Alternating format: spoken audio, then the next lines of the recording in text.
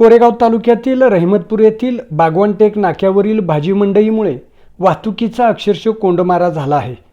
आधीच अरुंद रस्ता, त्यात दोन्ही बाजूंना भाजी मंडई आणि रस्त्यावरच उभी केलेली वाहने, त्यामुळे वाहनधारकासह नागरिकांना मोठा त्रास सहन करावा लागत असून अपघाताचा धोका देखील वाढला आहे.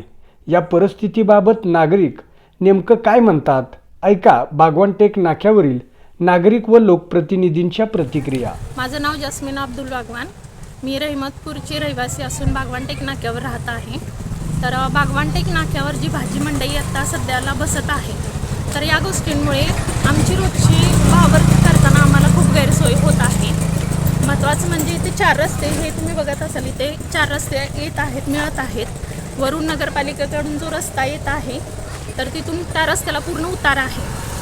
तर तिकडून गाड्या स्पीडने येतात आणि भाजी मंडईमध्ये जी लोकांनी दुकानं मांडलेली आहेत, त्यांनी म्हणजे एवढे मोठमोठे तंबू मांडलेले आहेत ना, अक्षरशः इकडून येणाऱ्या गाड्या पण दिसत नाही.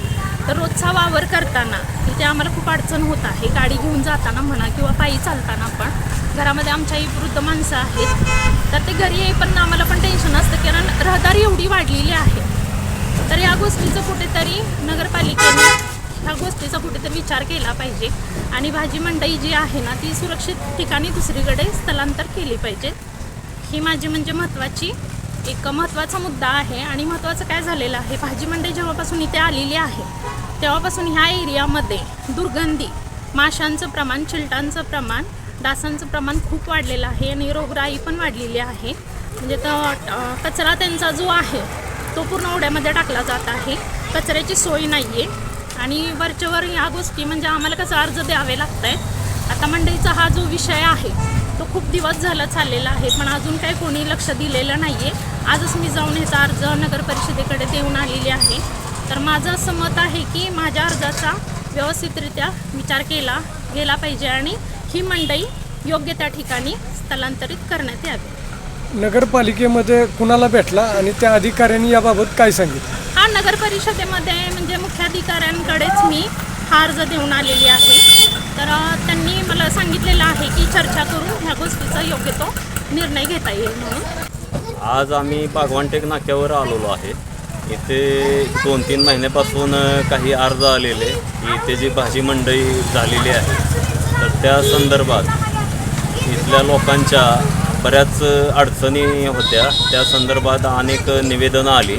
त्यानुसार आज आम्ही इथं प्रत्यक्ष पाहणी करायला आलो. तर इथं असं जाणून आलं की इथे जवळजवळ 6 ते 7 रस्ते इथे एकाच ठिकाणी येऊन मिळत आहेत एवढ्या 50 मीटरमध्ये. आणि त्याच्यामुळे इथे संध्याकाळी खूप मोठ्या प्रमाणात वाहतूक कोंडी होते, जे रहिमतपूरच्या शहरामध्ये प्रवेश करतानाच त्याचा त्रास होतो. आणि मुख्य म्हणजे वडूज जो रोड आहे, आदर्श विद्यालयाजवळ जो पूल चालू आहे, त्या पुलाच्या कामामुळे तो पूल सध्या पाडला गेला आहे. परंतु जो कॉन्ट्रॅक्टर आहे त्यांनी तिथे काय पर्यायी रस्ता उपलब्ध करून दिला नाही. त्यांनी सांगितलं की गावामधूनच पर्यायी रस्ता तुम्ही करा. तर ही खूप चुकीची गोष्ट केलेली आहे आणि त्याच्यामुळे सामान्य नागरिकांना, अगदी वडूजला जाणारे, कोरेगावला जाणारे जे नागरिक आहेत त्यांना प्रचंड गैरसोय होते. शाळेतल्या मुलांना देखील, बोरीवरून जे शाळेतली मुलं येतात त्यांनासुद्धा येताना ओढ्याला पाणी असलं तर शाळेत येता येईना झालं. तर ह्या सर्व अनुषंगानं त्याचं जे ट्रॅफिक आहे ते सगळं गावातून येतं आहे आणि त्याच्यामुळे ह्या बागवानटेक नाक्यावर खूप मोठ्या प्रमाणात वाहतूक कोंडी होते.